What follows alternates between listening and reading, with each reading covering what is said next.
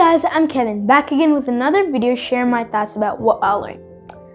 So I read an article about George Miller from the 18th century. He was a caretaker of an orphanage, and one day he had to take care of close to 1,000 orphans. And that day there was a food shortage. They didn't have enough food. And then, still with faith, George Miller called all the kids and staff to come and pray with him, even though there wasn't a speck or a grain of rice on the table. But then, out of the blue, there was a knock on the door. And when they opened the door, there was a baker. And he then said, "I want to donate these bread to you, because last night God led me to make this bread and donate it to this orphanage." Now, after they got the bread, they got another knock on the door. And then there was a milkman, and he donated milk because his truck was broke down because of all the weight of the milk, and he offered that milk to the orphanage. And even though it took faith, George Miller prayed. Now God is an outside box thinker.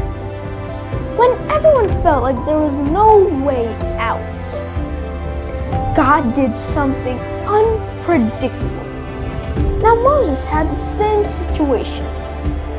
After he led out the Israelites from Egypt, they were stuck between the Red Sea and angry Egyptians. But then, without anyone predicting it, the Red Sea parted open, leaving the Israelites to walk on dry ground. This is a miracle, isn't it? God is an outside box thinker. Now, there might be hard times, many times, for you, me, and for everyone. But that's when we can see God work at his very best. Now, before I go on, I want to talk to you about these two verses from a song called Waymaker, sang by Leland. And it says, "Waymaker, miracle worker, and promise keeper, our God."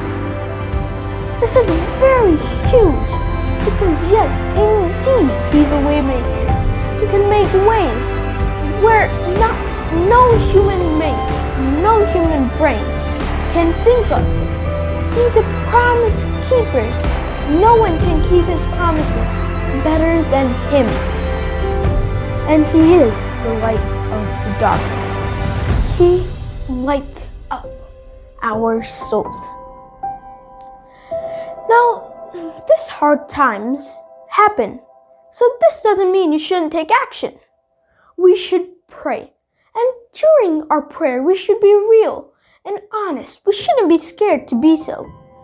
And if you want, you can even be emotional according to what circumstance you are in. Proverbs chapter 3, verse 5 to 6 says, "Trust in the Lord with all your heart, and lean not on your own understanding. In all your ways, acknowledge him, and he will straighten your paths." Now, isn't this beautiful? We should trust in the Lord, and we should never lean on our thinking. We should make sure it's God willing. And do you see what this verse gives us? It gives us a promise that he will straighten your paths. You don't have to worry about it. Trust in him with all your heart. Now, if we have fear and anxiety, the Bible is a great resource to go to see how God helps his people and delivers them from many circumstances. And even right now, that Bible can give us reverence because it can help us in the situation. We might be thinking, "Oh man, this is COVID. What's going to happen? What's going to happen to my family? What's going to happen to many other things?" But remember, if God part open the Red Sea, how much more is this to Him. It's a piece of cake for Him to change this situation. But if He's keeping it, think about the good side. Because some storms don't come to ruin us. They come to help us, to bring us back to the point we start at. Now before I leave, I want to leave you with this.